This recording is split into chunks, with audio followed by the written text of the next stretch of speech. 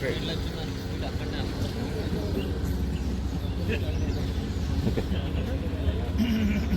ప్రభుత్వం తీసుకొచ్చిన 4 లేబర్లతో డిసిజన్ చేస్తూ ఐక్య కార్మిక సంఘ ఆధ్వర్యంలో విషయం జరుగుతుంది. అందులో భాగంగా సింగరేణి వ్యాప్తంగా కూడా సమ్మె కొనసాగుతున్న పరిస్థితి ఉంటుంది. ఆ ప్రస్తుతం అయితే శ్రీరాంపూర్ డిగ్రీ నాగేశ్వరం మనతో పాటు ఐఐటీ సదస్సు చెప్పండి. భారతదేశంలో కార్మిక వర్గం బ్రిటిష్ వాళ్ళ పీరియడ్ నుండి ఇప్పటి వరకు పోరాడి 44 కార్మిక చట్టాలను సాధించుకోవడం జరిగింది.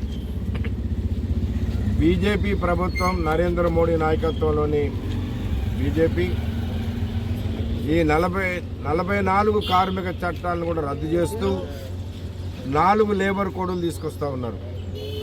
ప్రస్తుతం అయితే 29 కార్మిక చట్టాలు రద్దు చేస్తూ వాళ్ళు జీవో కూడా పాస్ చేశారు. రేపు ఏప్రిల్ 1వ తారీఖు నుంచి దాన్ని అమల్లోకి తీసుకురాబోతూ ఉన్నారు.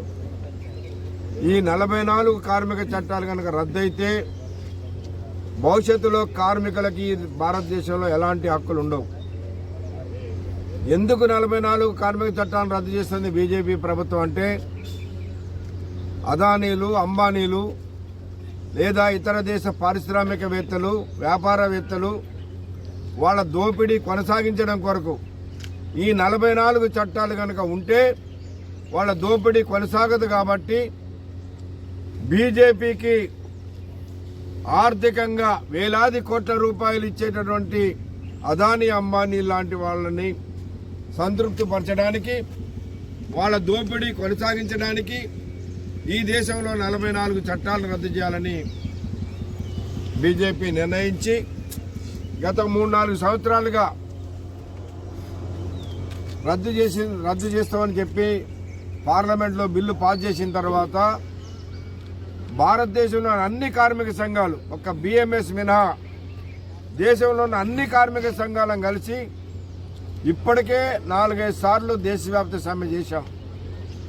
అయినప్పటికీ కేంద్ర ప్రభుత్వానికి, బీజేపీకి కార్మికుల కంటే అదానీ, అంబానీలే వాళ్ళకు కావాలి, పెట్టుబడిదారులే వాళ్ళకు కావాలి. పెట్టుబడిదారుల పార్టీ కాబట్టి బీజేపీ ఇవాళ వీటిని రద్దు చేస్తూ ఉంది. కాబట్టే మరొకసారి కార్మిక వర్గం రేపు ఏప్రిల్ 1వ తారీఖు నుంచి సమ్మె చేస్తే అవసరమైతే భారతదేశ వ్యాప్తంగా నిరవధిక సమ్మెలైనా చేస్తాం. ఎటువంటి పరిస్థితుల్లో వాటిని అమలు కానివ్వని చెప్పేసి ఇవాళ ఫిబ్రవరి 12వ తారీఖు నాడు దేశవ్యాప్తంగా సమ్మె చేయడం జరుగుతూ ఉంది. దీనికి కార్మికులందరూ కూడా, సింగరేణి కార్మికులు కూడా ఇప్పటికే మాకు వచ్చిన సమాచారం ప్రకారం కొత్తగూడెం, సత్తుపల్లి నుంచి మొదలు పెడితే గోలేటి వరకు అన్ని ప్రాంతాల్లో కూడా మైన్స్, అన్ని డిపార్ట్మెంట్స్, ఓసీలు అన్నీ కూడా బంద్ కావడం జరిగింది. కార్మికులందరూ కూడా స్వచ్ఛందంగా ఈ యొక్క సమ్మెలో పాల్గొనడం జరిగింది. ఈ సమ్మెలో పాల్గొన్న కార్మికులందరికీ కూడా ఏఐటీసీగా, సింగరేణి జాయింట్ యాక్షన్ కమిటీగా విప్లవ ధన్యవాదాలు తెలియపరుస్తూ ఉన్నాం. ముఖ్యంగా సింగరేణి చెప్తుంది సమస్య సింగరేణి పరిధిలో లేదు, అలాంటి సమ్మె చేయడం వల్ల ఉత్పత్తి నష్టపోతాం, వాస్తవంగా ఇది సింగరేణి అమలు చేసేదో సింగరేణి ఆపేదో కాదు వాస్తవమే. కానీ ఇది దేశవ్యాప్తంగా జరుగుతున్న సమ్మె.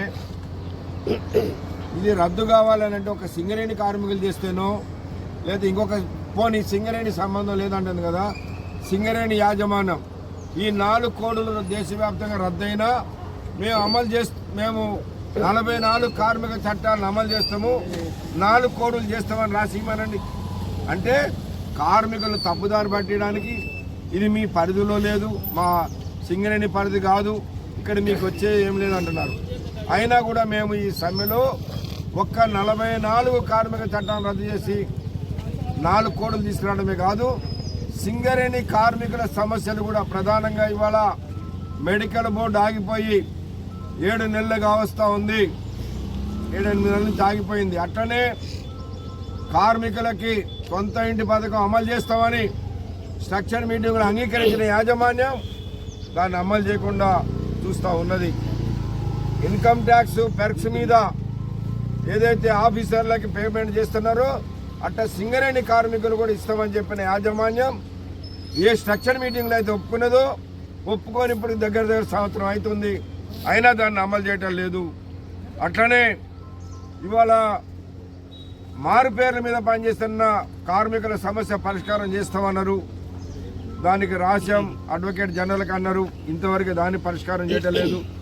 డిస్మిస్ కార్మికులందరూ ఒక అవకాశం ఇవ్వన్నాం, దాన్ని పరిష్కారం చేయలేదు. కాబట్టే ఇవాళ సింగరేణి వ్యాప్తంగా కార్మికులు స్వచ్ఛందంగా ఈ సమ్మెలో పాల్గొన్నారు. సింగరేణి యాజమాన్యం తమ పరిధిలో ఉన్నాయి చేయమనండి, ఈ సమ్మె విరమిస్తాం.